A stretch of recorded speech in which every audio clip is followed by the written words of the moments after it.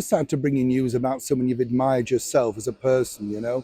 And sadly, we lost one of America's broadcasting giants only yesterday. But it's a fascinating story itself because a lot of people have been asking me, Neil, did you ever meet Barbara Walters?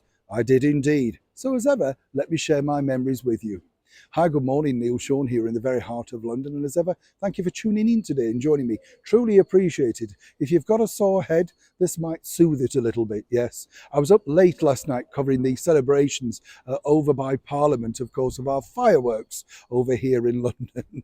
No cost of living crisis there, I can tell you. Quite a few fireworks around. I'm sure a lot of people have got fireworks going off in their heads this morning when you consider the fact how much people were drinking last night. Not me, by the way. Horlicks, absolutely. Oh, and a bit of honey. Yeah, needed some sugar energy. You know what it's like. Long days, let me tell you. But back to Barbara Walters. Now, yes, a lot of people say, you know, did you meet her? I did indeed. Let me tell you how I met her, in fact. It was at the wedding of course, the now Prince and Princess of Wales, the Duke and Duchess of Cambridge, Catherine and William, as they then were. And we were both covering it and staying at the same hotel in central London. It was a really posh hotel, let me tell you. Oh, yes. So much so, you know, the sort of place where you can't find the light switch because you've got to put a card in and then swipe. Oh, do you remember that? And then I was explaining to Barbara. Now, let me tell you how I met her. I was sat in the foyer. We'd been filming out, you know, doing sort of pre-shoots and stuff. And I was a bit tired. I was just sat in the foyer of the hotel. And in she walked, flanked, of course, by these people that were acolytes around her, gushing away. And I had met her briefly a few years back in New York, but I didn't think she'd remember. But she did, you know, incredible, yes. Now, whether she was faking it or not, I don't know. She was very gracious nonetheless. But anyway, we got chatting and she said, would I like to have dinner? And I said, oh, absolutely. But I nearly didn't make dinner, so let me explain. In my room, there was this really posh bathtub, right? And it was in the centre of the room. And you know, when you think, why is it there? Nonetheless, you know, you think, well, it's all free. I'll take advantage. Filled it up, put some bubbles in, climbed in. Guess what? Couldn't get out. So deep, there was no way of climbing out. No phone by, nothing to grip either, you know, to try and climb out yourself. I genuinely thought I was going to be trapped in the bath all night, you know. When I first sunk in, you see yourself, don't you, a bit like Sean Connery, you know, in James Bond, thinking, oh, this is the life. Never thought, of course, about how I was going to climb out. When I explained this story to Barbara, she found this absolutely hilarious and said, you know, she must come up and have a look at the bath. And I think she didn't believe that it was literally just in the centre of the room. It was. I never went in that again, let me tell you. But anyway, we had a wonderful conversation and she was just marvelous. Everything you could imagine her to be. She was a groundbreaker, you know, in many respects because she fought in a man's world and made it her own. You know, she was one of these people that she said she never really thought of herself as being on camera. She wanted to be behind the scenes as a writer, but bosses needed more female faces on camera and they thought she might do. Even though one of the TV bosses said, look, you know, great beauty, but you can put a story over. Nothing like being blunt, eh?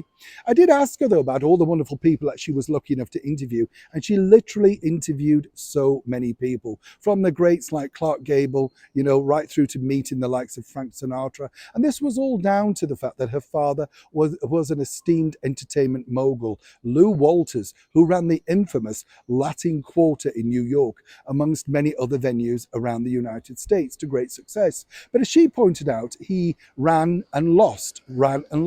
So he was continually always making money and losing money, you know. I did ask her though, what was her biggest interview, you know, out of everybody that she'd interviewed, who did she feel was the biggest one? And she said the most expensive one for the network at the time was with none other than the infamous Monica Lewinsky. This was at the time, of course, of the President Clinton scandal. And I'm not sure exactly how much money she or they paid for it, but she said to get her was a big coup. It broke, obviously, ratings records. This is pre-social media, so you had to watch it in real time.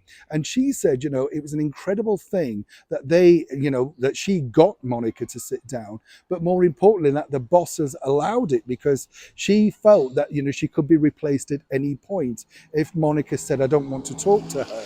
As we now know, it went down as one of those big interviews. But Barbara herself was a groundbreaker. As I said, she created many different formats, you know, the sort of most influential people of the year interviews, The View, so many different things. She was good friends with another good friend of mine, as I've often said, the great and brilliant Joan Rivers. And that's really, I have Joan to thank for very first meeting, albeit briefly, the first time around, Barbara Walters. So, as I say, when people talk about people leaving us, it's a shame they've gone, but what a legacy they leave. I did ask Barbara, apart from me, is there anybody that you wish you'd sat down and had a long chat with? When she'd finished laughing and said, really? She said, well, obviously, the only person that she truly ever wanted to sit and have a chat with was our late and wonderful monarch, Queen Elizabeth II. But she said even her powers of persuasion couldn't manage that. Barbara Walters, wherever you are, thank you so much for being a groundbreaker. And for those that have enjoyed her interviews, do take a look online to just reacquaint yourself. It's an absolute masterclass, particularly in that era of, no digitization, no retakes, of exactly how to extract the very best out of someone in a sit-down one-to-one interview. Neil Sean in the very heart of London.